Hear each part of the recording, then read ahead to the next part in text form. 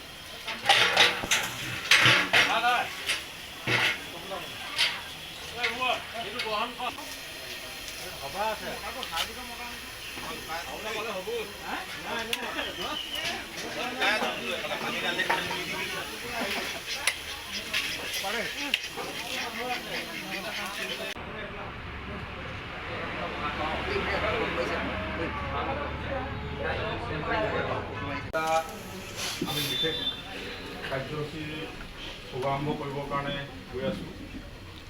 সদ্য প্ৰয়াত দিলীপ গগৈদেৱৰ সোঁৱৰণত আমি আজি তেখেতৰ বাসগৃহত আমি এখনি আৰ্য ছাত্ৰৰ লগত সংগতি ৰাখি আমি এখনি স্মৃতিচাৰণ সভা আমি আৰম্ভ কৰিবৰ কাৰণে আগবাঢ়িছোঁ। আৰু এই স্মৃতিচাৰণ সভাৰ জৰিয়তে আমি তেখেতৰ এখন স্মৰণিকা আমি উন্মোচন কৰিবৰ কাৰণে এই মুহূৰ্তত আগবাঢ়িছোঁ। আৰু এই স্মৰণিকাখন আজি উন্মোচন কৰিবৰ কাৰণে আমি আমন্ত্ৰণ জনাই আনিছোঁ প্ৰাক্তন অৱসৰপ্ৰাপ্ত অধ্যক্ষ সন্মানীয় ছাৰ। আমি তেখেতক আসন গ্ৰহণ কৰিবৰ কাৰণে আমি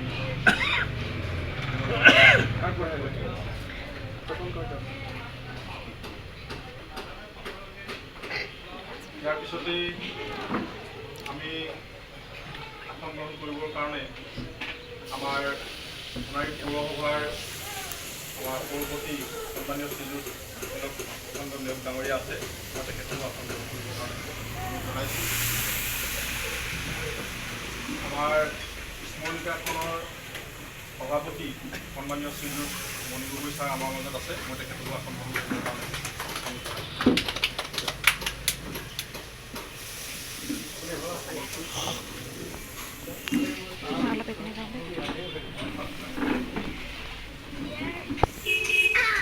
ইয়াৰ পিছতে আমাৰ সন্মানীয় শ্ৰীযুত গগৈ ছাৰ আছে, মই তেখেতকো আসন গ্ৰহণ কৰিবৰ কাৰণে আমি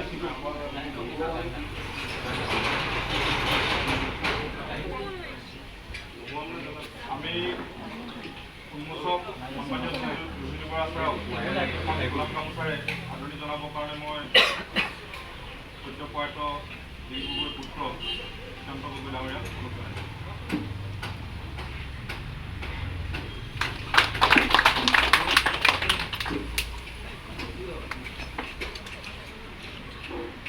তাৰপিছতে আমাৰ স্মৰণিকাখনি উন্মোচন কৰিবৰ কাৰণে মই বৰাক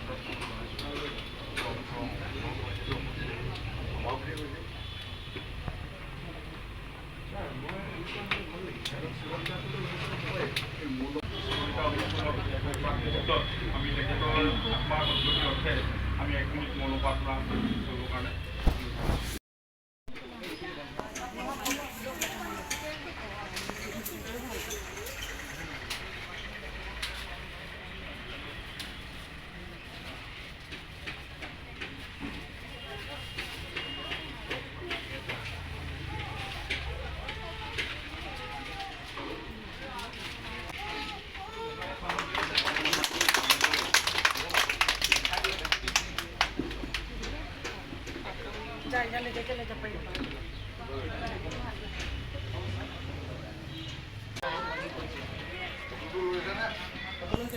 লৈছোঁ সেইপিনে কাকা লৈছে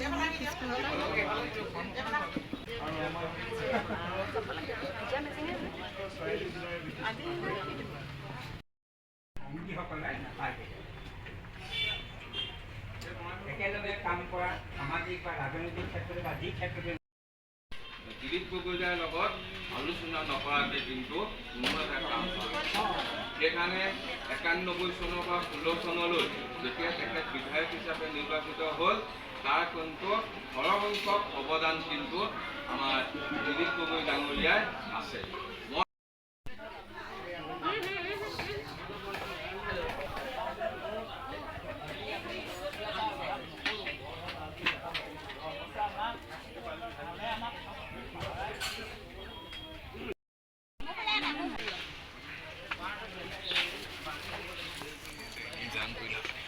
তাকে আমোল খাই পিক